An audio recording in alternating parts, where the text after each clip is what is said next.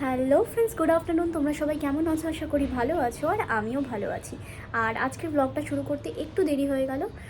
তো চলো, আমি স্নান টান করে উঠে আমার গোপুসোনাকে পুজো দিয়ে দিয়েছি, তো তোমাদেরকে একটুখানি দেখিয়ে দিই যে আমার গোপুসোনাকে কীরকম লাগছে। আর তারপরে আমি যাব ছাদে। আর তারপরে আজকে ভাবছি একটা রান্না করব। তো কী আইটেম বানাচ্ছি সেটাও তোমাদের সাথে শেয়ার করব। তো চলো যাওয়া যাক। আর এই দেখো বন্ধুরা, আমার গোপুসোনা নিচে বসে আছে সিংহাসনে। গোপুসোনাকে আজকে ক্ষীর দিয়ে পুজো দিয়েছি। এই যে আমার গোপুসোনা। আর এখানে রয়েছে বড় মা। তো চলো এবার একটু ছাদে যাওয়া যাক। তো বন্ধুরা, এই দেখো ছাদে যাচ্ছি।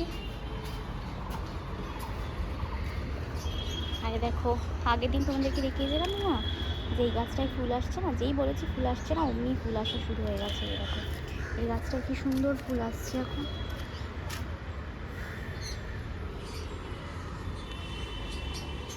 এ দেখো, এটা একটা চন্দ্রমল্লিকা হচ্ছে সাদা।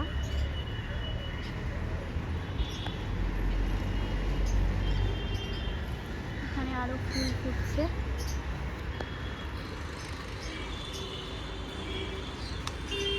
এগুলোতে এখনো আসেনি।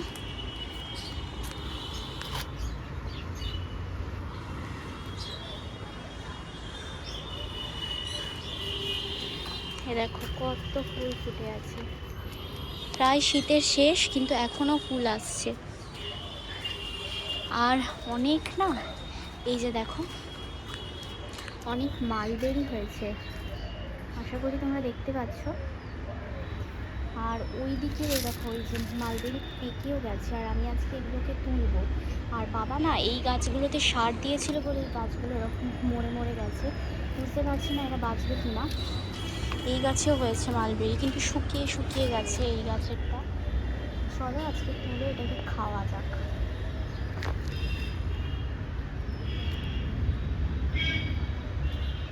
না, এগুলো পুরো শুকিয়ে গেছে, এগুলোকে খাওয়া যাবে না, খাওয়া যাবে বলে মনে হচ্ছে না। রস নেই, পুরো শুকিয়ে গেছে দেখো। কিন্তু ওই গাছেরগুলো শোকায়নি এখন, ওই গাছেরগুলোকে খাওয়া যাবে মনে হচ্ছে। দেখি,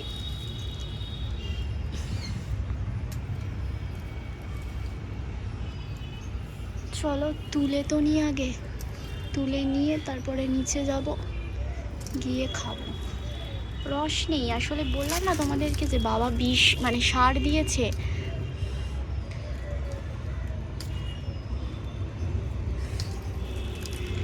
চলো আগে এই কটাই তুলি। এটা আমাদের গাছের ফার্স্ট মালবেরি হয়েছে, তো এটাকে খাবো। তো চলো নিচে যাই, দেখি। তো বন্ধুরা, আজকে আমি তোমাদেরকে বানিয়ে দেখাবো শাহি পানির। আর দেখো, এটা হচ্ছে পানির আমি ভেজে তুলে রেখেছি অল্প একটু নুন দিয়ে। আর এটা এখানে একটা ফাইন পাউডার বানিয়ে নিয়েছি, গরম মশলা, তার মধ্যে আছে এলাচ, লবঙ্গ, দারচিনি, আর আছে হচ্ছে কি তোমার শামরিচ আর জিরে দিয়ে এটা একটা ফাইন শুকনো খোলায় ভেজে একটা ফাইন পাউডার বানিয়ে নিয়েছি। আর এখানে এখানে দিয়েছি আদা, আছে কাজু বাদাম, কিশমিশ আর আমন্ড, আর একটু টক দই, একটু নুন, চিনি আর কাঁচা লঙ্কা দিয়ে এটাকে ঘুরিয়ে নেব, একটা ভালো পেস্ট বানিয়ে নেব। তো চলো করে ফেলা যাক।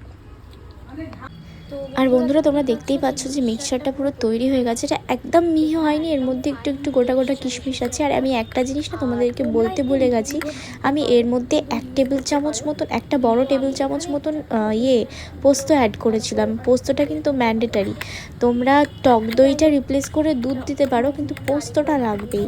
তো এটা বলতে ভুলে গেছিলাম, তো পোস্তটা ওর মধ্যে দেওয়া ছিল।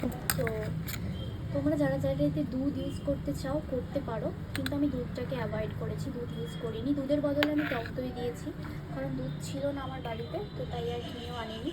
তো এবার চলো রান্নাটা শুরু করা যাক। এটাই হচ্ছে মেন মশলা, এটাই আগে দেবো, দিয়ে তারপরে পানিরগুলো দিয়ে দেবো, তারপরে আস্তে আস্তে একে একে একটু মশলা আছে, তো দেখতে থাকো তোমরা। আর এলাকা তেল দিয়ে আমি মশলাটা দিয়ে দিয়েছি, তেল গরম হয়ে দিয়ে এই মশলাটাকে ভালো করে কষতে হবে, যতক্ষণ না এই মশলা থেকে কাঁচা ভাবটা চলে গেছে আর তেল ছেড়ে নিয়ে আসছে। ততক্ষণ আমি মশলাটাকে বসাবো।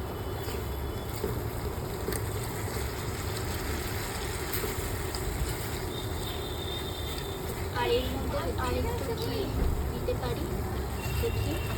হলুদ দেবো না, রান্নাটাতে আমি হলুদ ইউজ করবো না, এটা সাদাই হবে। একটুখানি জিরে গুঁড়ো দিতে হবে।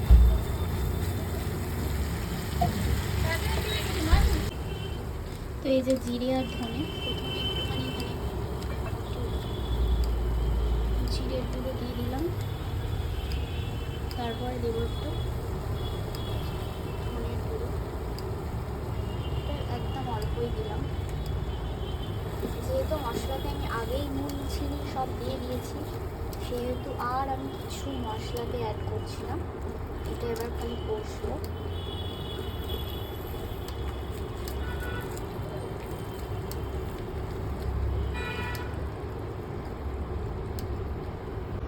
আর এই যে দেখো বন্ধুরা, আমি জল অ্যাড করে দিয়েছি, কারণ মশলা থেকে অলরেডি তেল ছেড়ে এসেছিল, তো তাই জন্য আমি জল অ্যাড করে দিয়েছি। আর এরপরে আমি পনিরগুলোকে এর মধ্যে দিয়ে দেবো। একটু এরকম থাকবে, পুরোটা যদিও বা ব্লেন্ড যদি না হয়, অনেকে তোমরা চাইলে ছাঁকনি দিয়ে ছেঁকেও নিতে পারো, বাট আমি ছেঁকে নিয়ে নিই, কারণ এই জিনিসটা মুখে যখন পড়বে না তখনও ভালো লাগবে, তো আমি এটা ছেঁকে নিই। আর এবার এই যে দেখো পনিরগুলো দিয়ে দিচ্ছি, পনিরগুলো চলে গেল এর মধ্যে। এবার হালকা হাতে এটাকে মিক্স করতে হবে, হালকাভাবে এটা যেন ফুটে, বেশি কিচ্ছু করার দরকার নেই।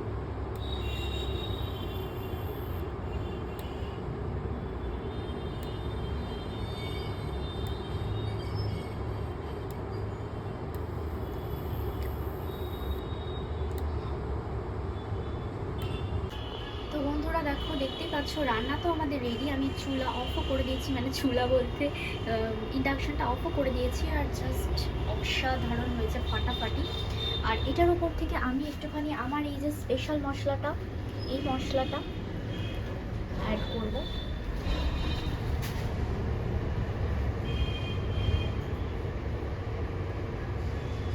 এটা এমনিই খেতে ভালো লাগবে, কিন্তু এই স্পেশাল মশলাটা এটাকে আরও সুন্দর করবে।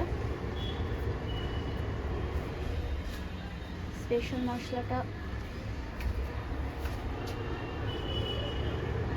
এর ওপর থেকে আমি একটু খোয়া ক্ষীরও দেবো, বাট সেটা পরে দেব।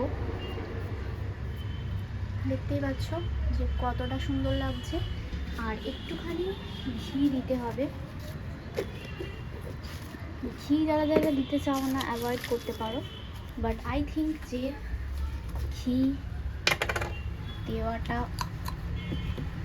ইম্পর্টেন্ট এই রান্নাটায়। আমি হাতের কাছে কিছু পাচ্ছি না, তাই আমি হাতই ইউজ করছি।